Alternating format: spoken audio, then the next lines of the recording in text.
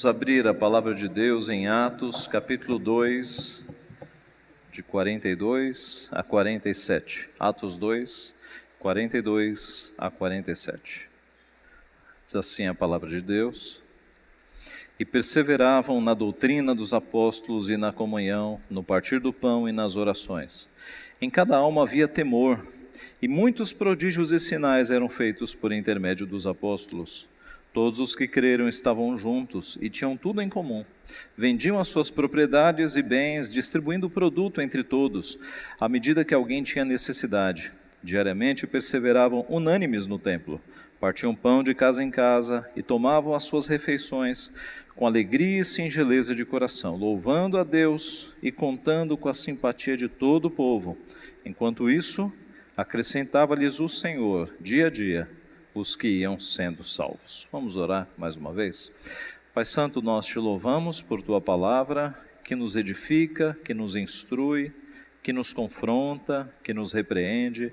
Te louvamos porque o Senhor fala conosco por meio dela, e o Senhor mesmo nos mostra o que o Senhor requer de nós, individualmente e coletivamente, como teu corpo, como a tua igreja. Nós te louvamos por isso, porque não estamos sozinhos quanto a estas instruções. O Senhor deixou o registro claro do que o Senhor requer de cada um de nós e de que o Senhor requer da tua igreja. Abençoa-nos, portanto, nestes momentos, neste tempo em que estamos com a nossa mente voltada às tuas escrituras, à tua palavra. Ajuda, Pai, para que nós possamos entendê-la. Faz com que o teu Santo Espírito abra a nossa mente, ilumine de fato a nossa mente e aplique a tua verdade em nosso coração. É o que nós pedimos humildemente e em nome de Jesus. Amém. Meus irmãos, quais são as áreas em que a igreja deve se ocupar? Em quais áreas a igreja deve ter o seu foco? Será que em dons sobrenaturais, curas, milagres, profecias, revelações, exorcismo? Será que esse deve ser o foco da igreja? Será que o foco deve ser em ação social? Creches, projetos sociais, sopão, ajuda ao próximo? Será que esse deve ser o foco? Será que o foco da igreja deve ser na política, falando sobre filiação partidária, coletando assinaturas de crentes para partidos políticos? Será que esse deve ser o foco de uma igreja? Será que o foco de uma igreja deve ser a música, com todos os tipos de bandas possíveis, conjuntos, instrumentos, foco nessa área? Qual deve ser o foco da igreja? Quais são as principais áreas nas quais uma igreja deve se concentrar? Quando nós olhamos para a igreja primitiva, nós não temos um exemplo de igreja perfeita. Aliás, às vezes nós ouvimos isso, né? A igreja perfeita era a igreja primitiva. Não. Lembre-se de Ananias e Safira.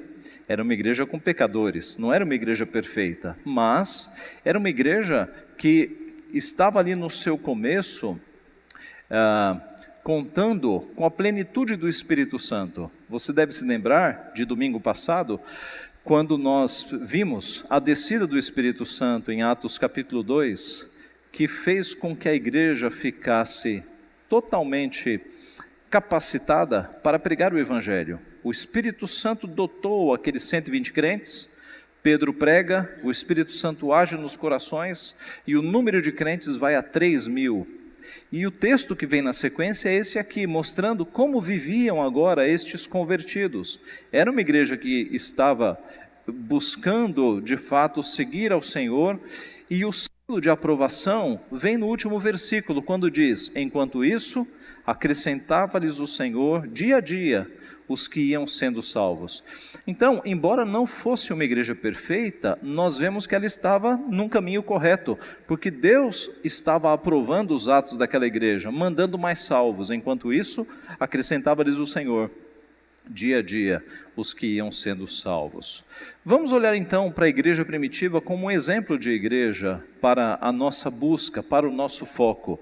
Você vê aqui no versículo 42, claramente, 4 áreas de foco da igreja primitiva. Está aí no verso 42. Doutrina, comunhão, partir do pão e orações. O verbo perseveravam, ele está regendo essas 4 palavras. Eles perseveravam na doutrina, eles perseveravam na comunhão, eles perseveravam no pão, no partir do pão, e eles perseveravam nas orações. 4 áreas de foco da igreja primitiva. Vejamos a primeira: foco na doutrina, foco no ensino. Perseveravam na doutrina dos apóstolos. Não era em qualquer doutrina, era na doutrina dos apóstolos. A doutrina dos apóstolos era a doutrina de Cristo. Cristo havia passado a sua doutrina pura para os apóstolos. Cristo havia morrido, subido aos céus e enviado o Espírito Santo. E agora, não é mais Cristo que está pregando o Evangelho fisicamente, mas são os apóstolos que estão ensinando a igreja. E esta igreja tinha perseverança, tinha foco no ensino, na doutrina dos apóstolos. Hoje, meus irmãos, a palavra doutrina é meio que proibida em algumas igrejas. Algumas igrejas associam a palavra doutrina como coisa antiga, como coisa ultrapassada.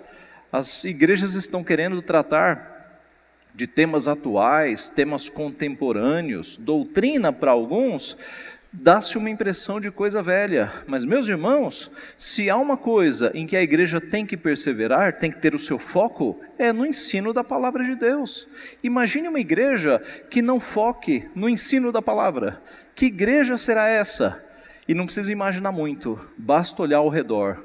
Está cheio de igrejas por aí, meus irmãos, cujo foco não é o ensino da palavra. Focam em outras coisas, menos no ensino da palavra. Veja que a palavra de Deus já previa essa rejeição à doutrina. Paulo, escrevendo a Timóteo, disse que nos últimos dias os homens seriam impuros, sodomitas, raptores de homens, mentirosos, perjuros, e se oporiam à sã doutrina.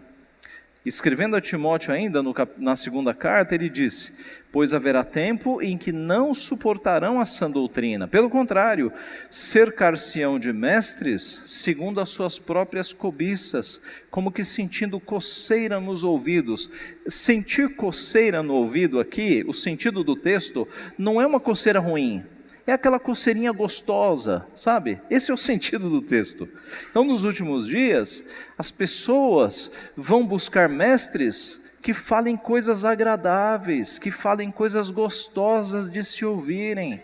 Buscar igreja em que os pastores levantem, de fato, o moral do povo, com ensinos de autoajuda, com ensinos de motivação. É isso que muita gente está buscando. Coceira, aquela coceira gostosa nos ouvidos. Você dá uma olhada na internet em novos pregadores que têm surgido por aí, dizendo que nós somos tão perfeitos como Jesus Cristo, como Deus, que nós somos o ponto fraco de Deus, disse um sujeito. Quer dizer, fazendo com que a pessoa ela tenha uma imagem de si muito superior à imagem prevista na palavra de Deus.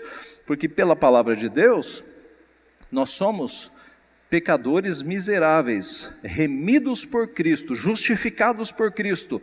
Toda a glória a Cristo, nenhuma glória a nós mesmos. Mas veja que doutrina, ensino da palavra tem sido rejeitados em muitas igrejas nos nossos dias.